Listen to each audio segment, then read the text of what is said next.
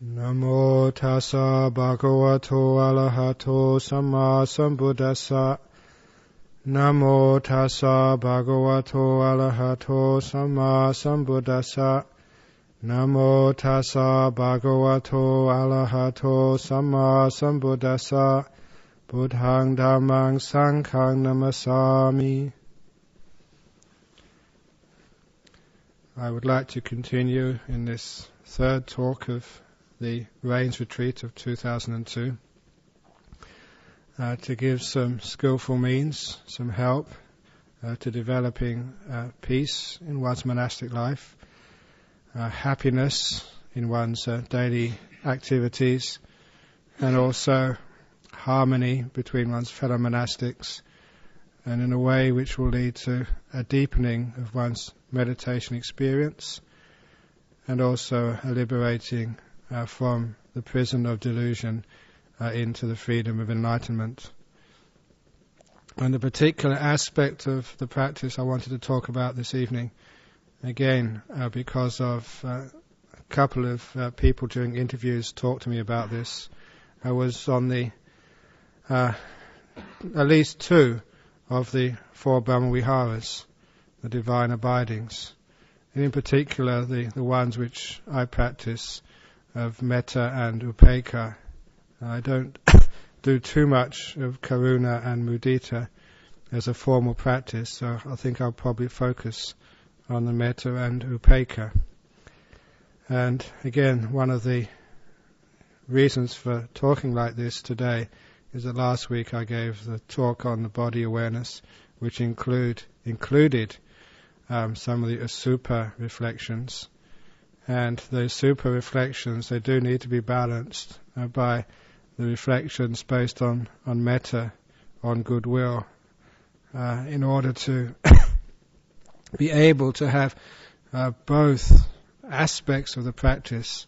First of all, a super, to untie the mind from its infatuations, but also loving kindness in order to attract and keep the mind on the vehicles which take it to the deep states of meditation. When we're talking about loving kindness, I'm going to focus more on the way we can use loving kindness with our meditation objects. But first of all, that some people have asked, actually, how do you practice loving kindness in the meditation as a meditation by itself? And always the way to do that is to use thought, but use thought directed onto a particular object. So usually that when we think, it can be very diverse and go off onto all sorts of branches. But with the preliminary stage of loving kindness meditation, you should keep the thoughts constrained into a certain area of experience called loving kindness, to channel it along the path of loving kindness. What those words actually are, which you think to yourself, you say to yourself in the silence of your mind, can be taken out of a book or out of the suttas, but usually that I would encourage people to choose the words for themselves, to be inventive, and to choose an internal monologue which resonates with one's conditioning, which means something to you, and which can generate the feelings of loving kindness. And I'm not going to spend too much time on this because you've probably heard me talk about how I practice loving kindness. I usually have to start with an object which is very simple, something which is very easy to generate feelings of loving kindness upon. And for me that's usually a small kitten, simply because I like cats. But for each one of you, you can choose an object, whichever object is easy to develop feelings of warmth, kindness, care towards. Use that as an imaginary object of visualization in your mind, and to direct the thoughts of loving kindness towards, around that object.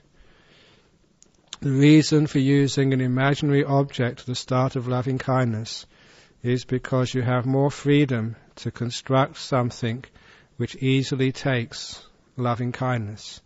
If you use a real person, a real thing, then that real person, that real thing has its defects, has its faults, has its past history, and sometimes it's hard for the mind to develop loving kindness on such an object. An imaginary object has all of the freedom to construct something to be easy to develop loving kindness upon. So you can use your imagination to construct something. And many people I've taught this to have again been inventive in the way they've used that imaginary object. And one person in particular I recall in Sydney many years ago could not do loving kindness on a person, not on an animal, because they weren't all that fond of pets. But they could actually construct loving kindness around a small plant they had just received as a gift, which they were growing in their apartment in Sydney. And they could visualize this small sapling, and to use that vision in their mind of a small plant needing attention, needing care, needing nurturing, and developing tremendous feelings of loving kindness around that imaginary object.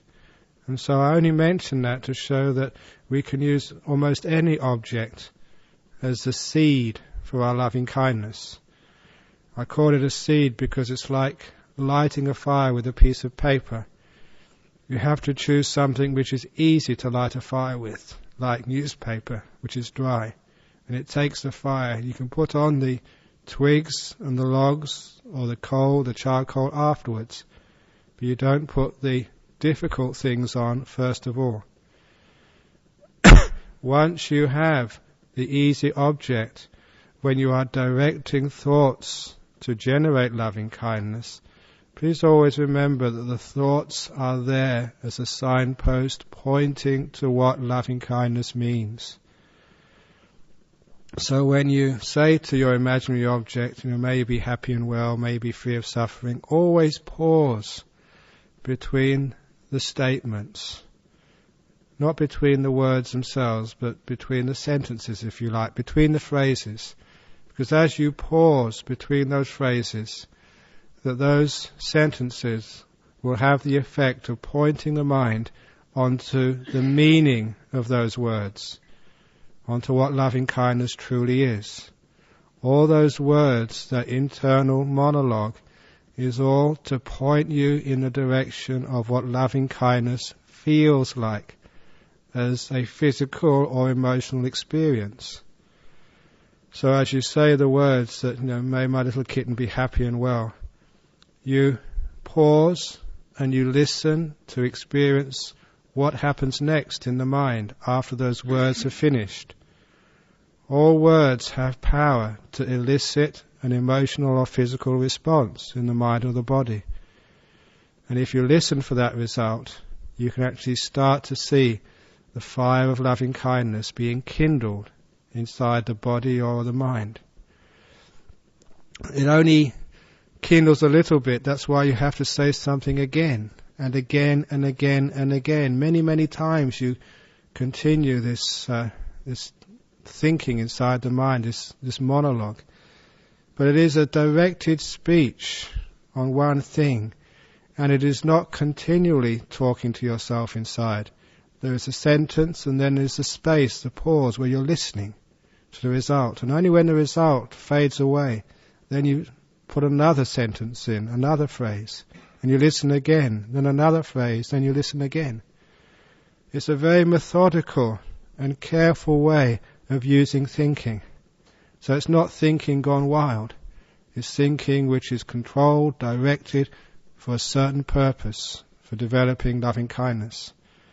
And when the loving kindness, the metta, really starts to grow, then you need the words less and less. Any word of, may that being be happy and well, it creates such an echo of loving kindness, such a reality in one's body and mind of what loving kindness truly is. You can just pause in silence, and what occupies your mind, what's in your consciousness, is what I call the meaning of loving kindness.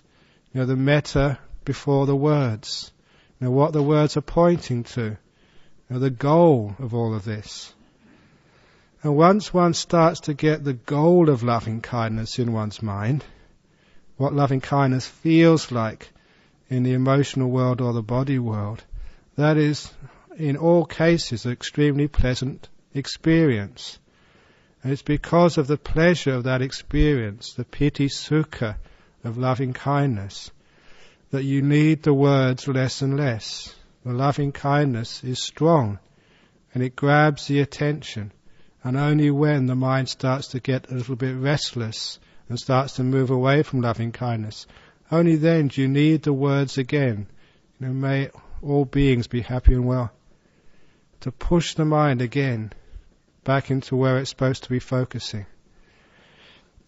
In this way you can develop loving kindness sort of more and more. If you wish, you can change the objects, you know, to another being, a real being this time, or all the beings in this monastery, or all the beings in the whole world, in the whole cosmos.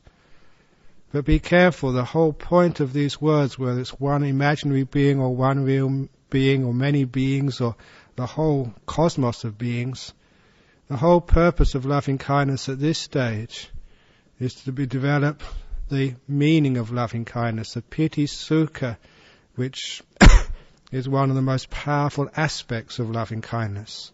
Some aspect of that loving kindness which you can focus on and keep your attention on for a long period of time.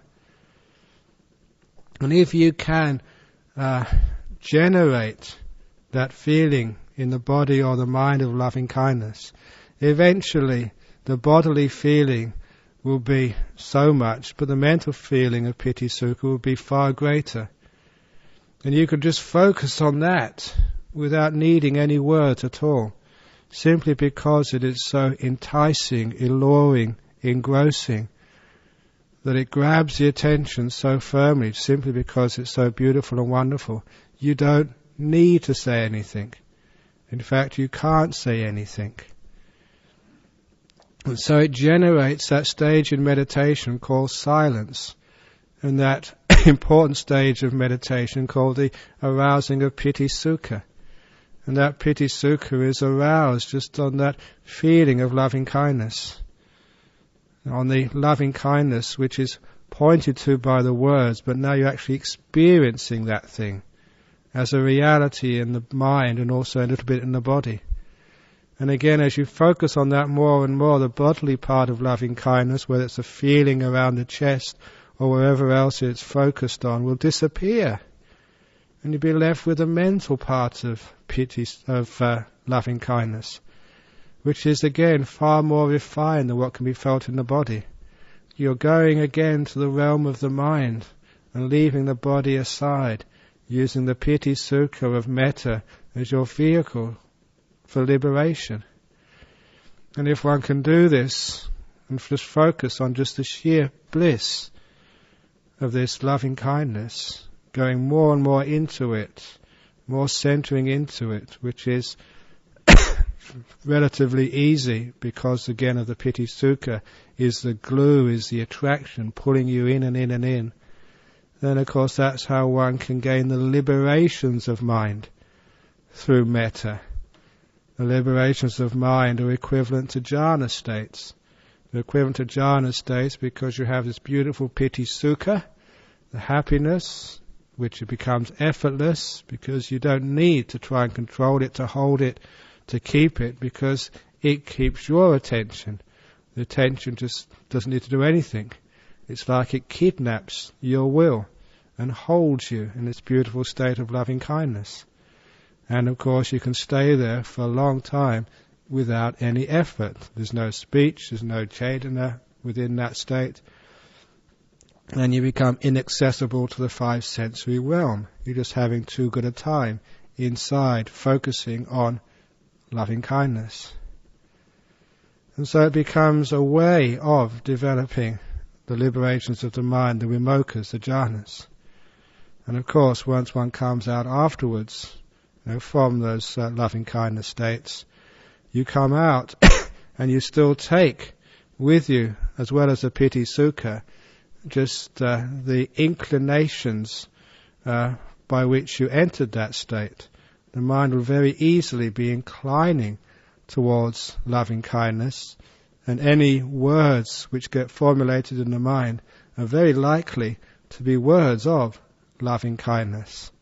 And that's a marvelous time to start spreading loving kindness towards all beings, all the beings in this monastery, all the animals, all the insects, all sentient beings, including yourself, because the state after deep meditations is extremely powerful. And then you can really spread loving kindness. As I've mentioned before in other contexts, the mind after samadhi has enormous power. And if you understand through experience the power of the mind after samadhi compared to its weakness before, you realize that if your intention is to spread loving kindness towards other beings, it's far more efficient. You get far more results by entering into a jhana first and then spreading loving kindness, rather than trying to do it before. So in this way, you can develop the liberations of the mind through loving kindness. For those of you who have been trying to get the jhanas through the breath, and you've found difficulty doing that, then try a bit of loving kindness meditation. It's not all that hard to develop, and because the happiness comes quicker, relatively speaking, than doing the breath meditation, some of you might find that a very powerful and efficient vehicle to gaining samadhi. And please also remember that this mind, which we are working with, that we should be very kind and gentle with it. And if we're working against the mind, which very often is the macho attitude of some Western meditators, to try and conquer the mind with force, you often find that that mind will rebel. And that rebellious mind you'll experience as not being able to get the mind on the breath, not being able to get any stillness, getting more and more frustrated, more and more tight, and also more and more disappointed. And sometimes you wonder, why is it that when I'm on retreat, when we've got all this time to myself, why is it I just can't really get this mind together? And a lot of people make the mistake, they get frustrated, so they try even harder. And the mind sort of resists even more forcefully. Because they're not working with the mind, they're working against it. It's important, whether you're doing metta meditation or breath meditation, to have gentleness in one's approach. That's why that I've often used the simile in Nolamara of the mind being like a small baby. It's your little child. And if you want that mind to settle down, you have to treat that mind the same way you'll treat a baby when you're trying to get the baby to settle down at night and go to sleep to give you some peace. If you go up to that baby and throttle it, grab it by the neck, stare at it and shout at it, "You settle down and go to sleep or else, baby," all you end up doing is winding up that baby. It starts screaming and shouting, and eventually you get done for child abuse. Another thing I told some people, that if there was a crime of mind abuse, many of you will be in jail right now, the way you've abused your poor old mind. So be careful not to abuse this mind with such aggression.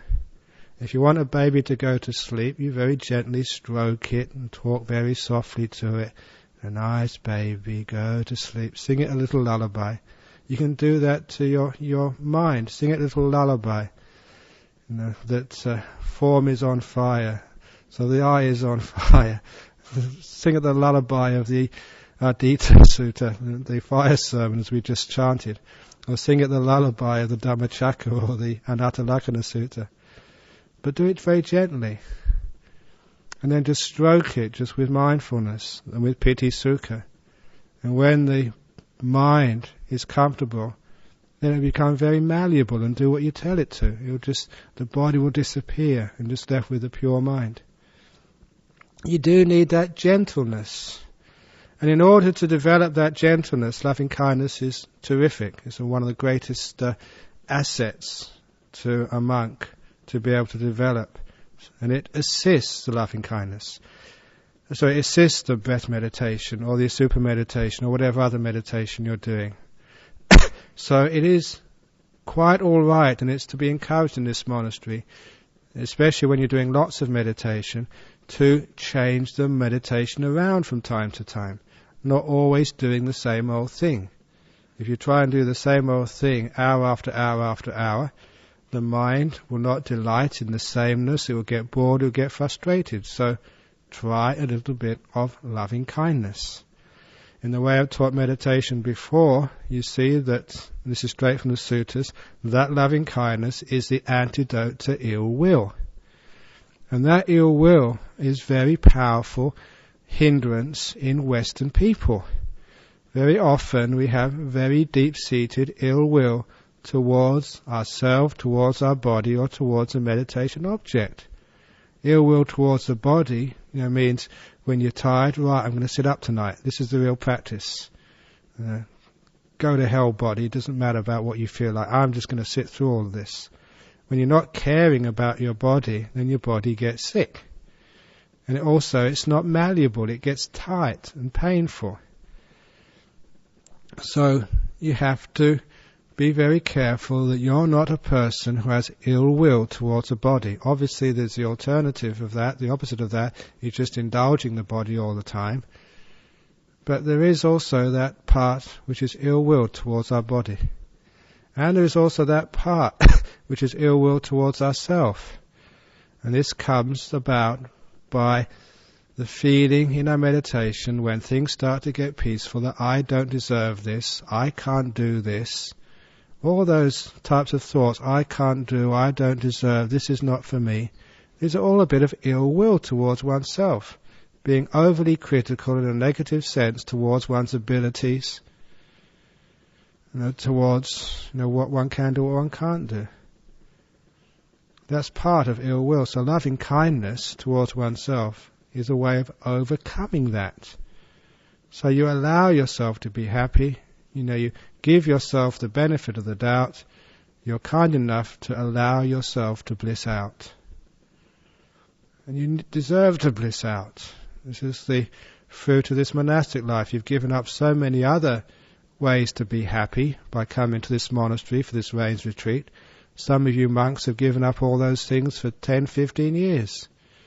So surely you deserve some happiness. And it's very reassuring to read in the sutras. The Buddha said, I allow you monks the happiness of the mind, what he called niramisa sukha, the unworldly happiness, such as the happiness of jhanas, the happiness of Piti-sukha, which comes before jhanas, the happiness of inspiration, the happiness of the the joy based on living a simple, beautiful, virtuous life. All of those happiness, the Buddha says, go for them, enjoy them. You deserve every one of those happinesses. But sometimes we don't allow ourselves to be happy, again because of ill will. So a little bit of loving kindness can overcome that. But there's also the loving kindness which abolishes the ill will towards your meditation object. And this is very common, unfortunately, with monks who watch the breath. If you've been watching the breath and you haven't had good results, just check that out. Have you got ill will towards your breath? When you start watching the breath, what sort of attitude do you have towards it? Is it an enemy which you have to control? Sort of something which you are trying to govern and master? Because the master or the mistress, like some slave master or mistress, they can be just so cruel, to their servants. And of course the servants will never work very well for you that way. So be careful, you're not a tyrant over your breath. That shows ill will towards your breath. You don't start watching the breath saying, right breath, and I'm going to watch you better not go anywhere. Instead, you can use loving kindness towards your meditation object. And when I was talking to someone in the interview periods, I recalled to myself when I started using loving kindness on the breath, when I combined these two great meditation objects and put them into one. And it was extremely powerful in their quick results which they produced in my meditation. Because it was such a powerful result that I remember the time when I did this. It was on a Friday evening at a retreat, a weekend retreat in Safety Bay. And all of you know how hard I was working in those days during the week. And after working all day and getting all my stuff together and just rushing out to Safety Bay, just had a whole weekend retreat to start teaching, and I was pretty much tired out. And so just to get myself in order so I could produce some decent talks, just the first sit, before the first talk at the Safety Bay retreat, I think I was sitting there while the organisers were still giving the last pieces of advice, the housekeeping for the weekend to the retreatants, and I'd already gone to sit in the hall, and I carried on sitting until the first talk. I gave a very lovely talk because what I was doing before the talk was loving kindness on the breath. So instead of just trying to watch the breath with coldness and with harshness, I started to anthropomorphize the breath and to look upon the breath as like a child. It's something which I was holding in my arms with love and with care. And it came to me on that evening, the simile, that if you are holding a baby which you love and care for, no matter where you are walking, even if it's over rough terrain, you will never drop that baby. And if you go to the shops or to the mall, you will never leave that baby on the counter or on a bench somewhere and afterwards wonder, heck, where did I leave that thing? But this is what you do with the breath. You drop the breath somewhere. And afterwards you start watching the breath and then you think about somewhere else. Where did the breath go? And also you don't know where you left it. And that's because you don't care for it. So by having that simile of looking upon my breath like a child, like a baby, anthropomorphizing it, making it into a being.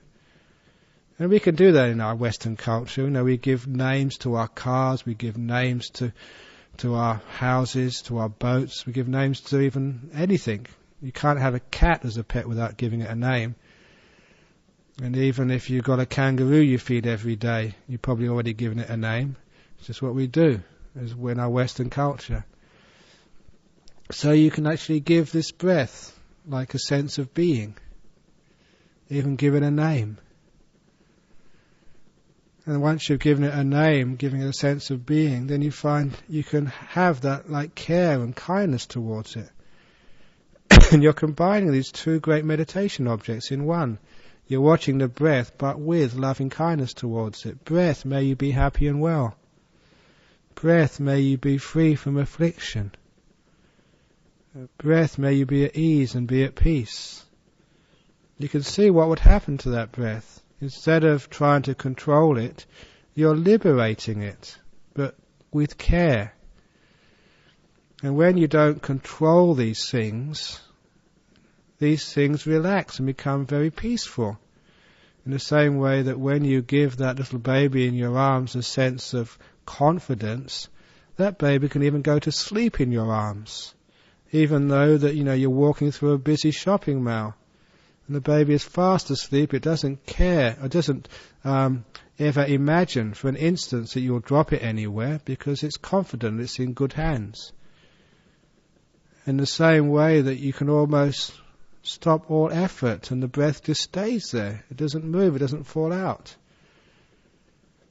Because you have this beautiful kindness towards the breath. So first of all, by having loving kindness on the breath, you're actually releasing the breath from this terrible controller, basically from fear. And as you release it from the controller and you just abide with the breath as a great friend, as like a dear companion who you have lots of care towards, then of course that breath will become very smooth and very light. In the same way that if you care for the cat, when you're stroking it, the cat begins to settle down and purr.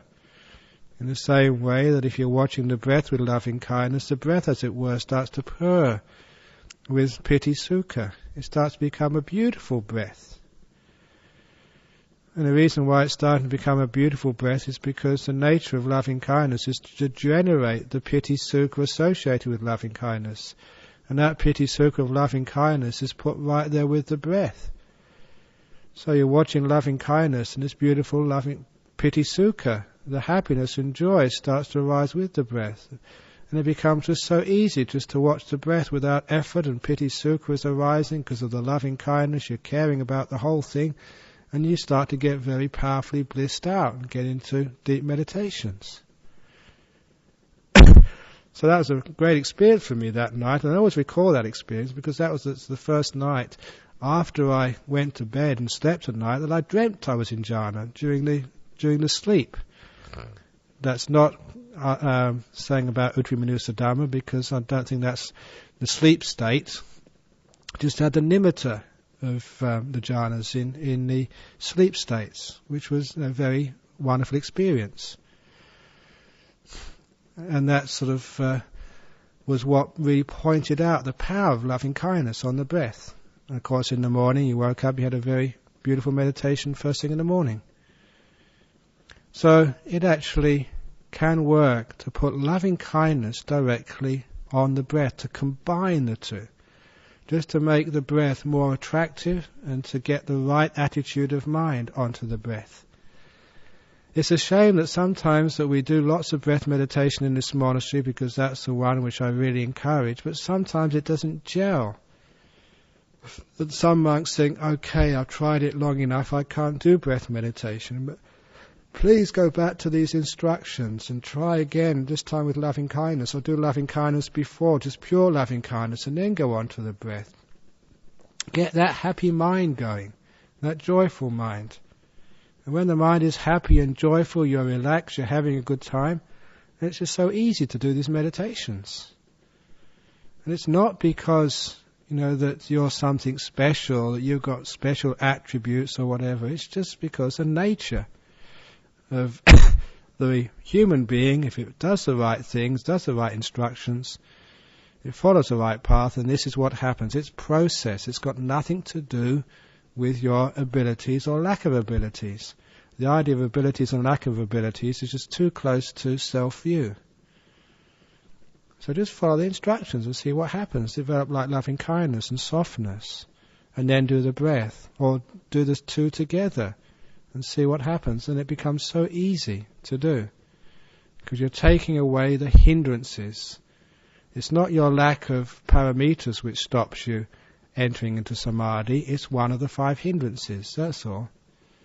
So check out the hindrances rather than worrying about whether you've got what it takes.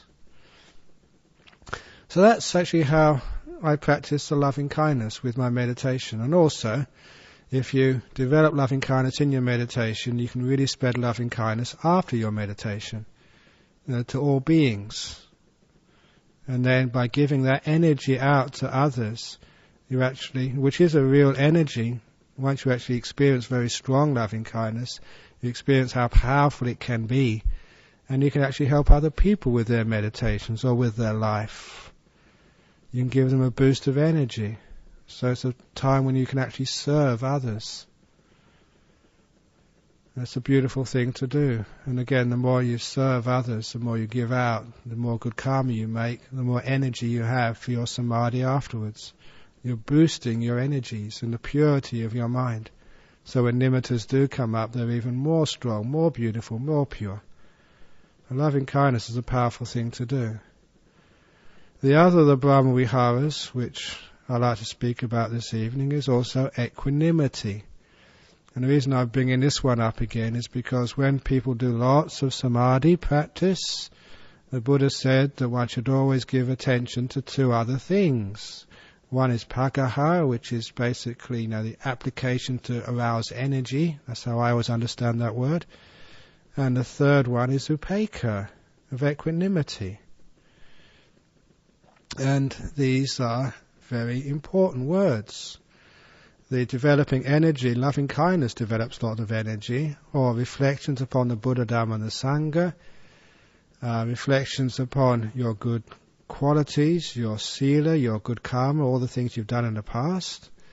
What inspires you with Piti-sukha, with this beautiful faith-like inspiration, joyful states of mind, that this also generates energy inside of you. Sometimes when you're meditating a lot in your rooms, you can get quite tired.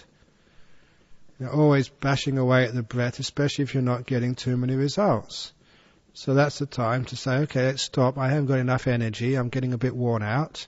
Mentally, physically you may be strong, but the mind hasn't got that energy.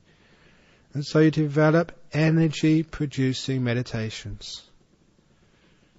Not doing meditations for the sake of samadhi, for the sake of jhanas, but simply for the sake of energizing, refreshing your mind.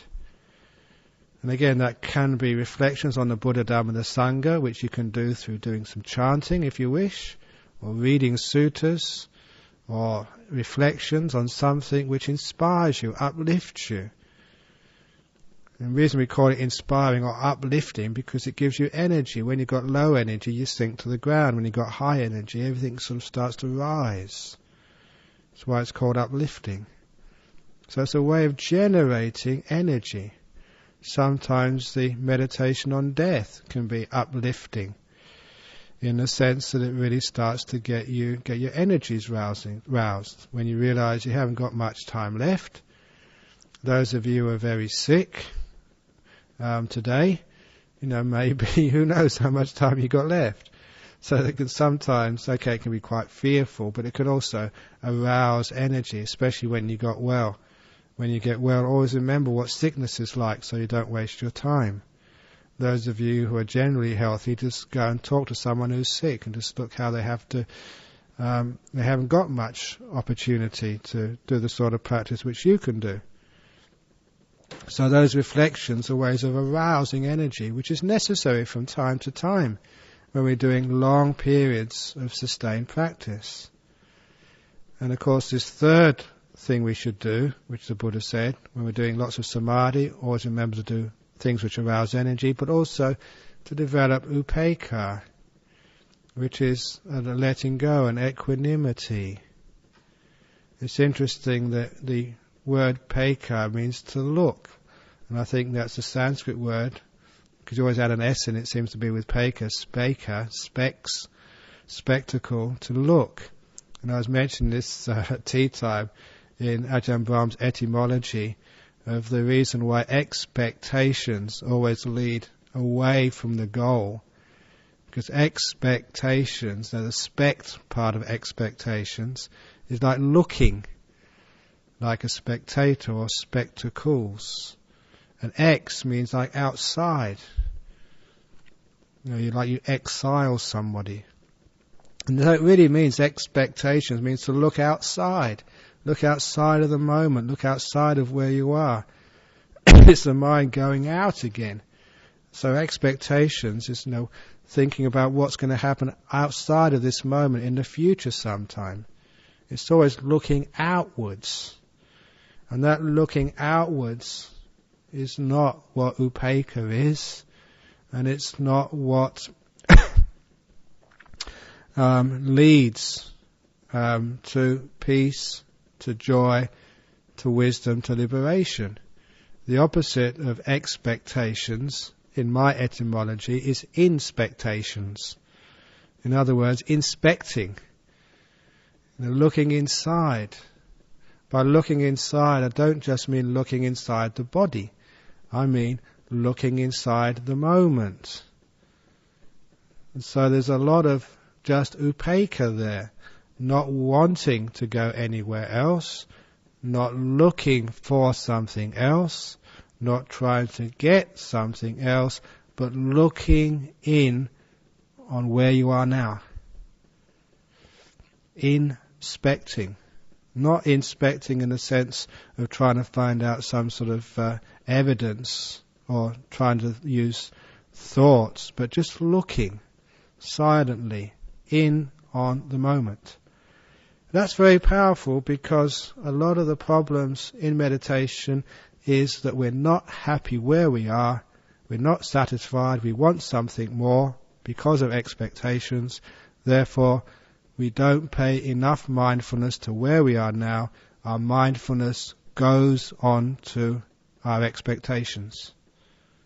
So we're not mindful in the moment, we're not mindful of our meditation object. Our mindfulness goes off to our expectations, what we want next, what should be happening. It's a form of ill will towards the present moment. I'm not happy here, I don't like this, get out of here, I want something more. I want something else. And that is such a tendency of the human mind, especially the Westerner, always thinking happiness lies somewhere in the next moment, in the next monastery, in the next country, in the next day, in the next year, in the next lifetime. And when I find the perfect monastery, when I get on my retreat, when I get on the perfect retreat, this one didn't work because I was sick, but next time will be the right one. And it's always like looking for the future. And this is something which I've always doubted for a long time now, and which I don't follow. If I want to get into deep meditation, I get into deep meditation now. In this moment, in this sick body, in this heat, in this cold. I don't wait till later on. Now, even in this rotten old breath, which I find hard to watch, this is good enough. So upekkha, just looking in without judging, without wanting anything more, inspecting rather than expecting, and just looking. And as we do this, we're actually letting go of that sort of craving which sends us out, wanting for something else. We're letting go of the asavas, the outgoings of the mind which is going out from the moment, trying to find its happiness, its jhana, its liberation in the next moment, or somewhere else, in the future, sometime, wherever, anywhere but now, anywhere but here in this sick old body, anywhere in this rotten old breath, which is just unpleasant. The reason it's unpleasant is because you don't like it. Sometimes, in my life as a monk, you've lived with monks who are very hard to actually be at peace with. But that's your challenge. If you accept those monks as they are without trying to change them, then you're at peace with them in the same way. If you accept the breath as it is, doesn't matter how unpleasant it is or how difficult it is, just be kind to it, accept as it is. That's part of loving kindness, to allow it to be, to embrace it. Then you find that you can stay with the breath. Again, look at the breath like an enemy, or look at the breath like a friend. To be a friend, it doesn't mean to be a good person. You can be a friend with all sorts of people if you have the wisdom. And if you're a friend with the imperfect, rotten old breath, then you become at peace with the breath, and you understand how to watch the breath and enter samadhi. A lot of times we've got the fault-finding mind again, the judging mind, and that's actually at a subverbal level when sometimes we watch the breath. We're breathing in and breathing out. This isn't fun. You're actually criticizing and judging the breath, rather than just looking upon it with equanimity. Just letting the breath be, however it wants. I don't know about you, but sometimes when I start watching the breath is all over the place. It's not at all smooth. It looks like it'll never become beautiful. I know how to fix that up. I just don't try and make the breath beautiful. I just watch it as it is. Doesn't matter breath, if you like this for the rest of the hour's meditation or 2 hours, just really uncomfortable. Doesn't matter, that's fine. And then almost immediately it starts to become peaceful and beautiful. It just settles down by itself. The upekkha is a very powerful way of letting go of the controller again. You're just looking on. You're inspecting. You're just looking in. And that looking into things, is the way to get samadhi, the way to get release. That upekkha, the other simile which I gave some years ago, which I still think is I'm very pleased with that simile. It's one of the best similes of the thousand-petal lotus. So the whole process of meditation is just opening up the lotus that is your mind and body, your 5 khandhas. Opening them up to see what's inside, what's in the very center of all this. And that 1,000-petal lotus has got all these layers on it, petal after petal after petal after petal. And you want to get inside of all this. Not only the deeper you get, the closer you get to wisdom, but the deeper you get, the more beautiful the petals are. And this is what happens in the mind when you're doing jhana meditation. It's not just samatha, it's vipassana as well. The insight and the calm, they always go together. You can't separate them. As you go deeper into that lotus, closer and closer to wisdom, the petals get just so amazingly beautiful. So refined and delicate, and so full of tremendous beauty and happiness. But the way to get into those inner petals is actually to keep your attention on the level of petals where you're on now. Because your attention, your mindfulness is like the sun, warming the outside of the petals. The petal on the outside, whatever layer it is, has to receive the warmth of the sun before it will open up. It has to receive the warmth of the sun for a long time, sustained. And then it opens up all by itself to reveal the petal, the level of petals, the layer of petals inside. In that simile, the heat of the sun is a mindfulness, your attention, which has to be sustained on wherever you are now. Whatever you're experiencing now, sustain it on just that. Don't move on to the lotus next to you. You don't move on to something else to get into samadhi. You don't give up what you're experiencing now to try and get something further. That's expectation, not inspectation. So you just go in. Whatever you're experiencing now, this rotten old body, this rotten old breath, just keep your attention on that, mindfulness on that. Sustain it on that with upekkha, just watching.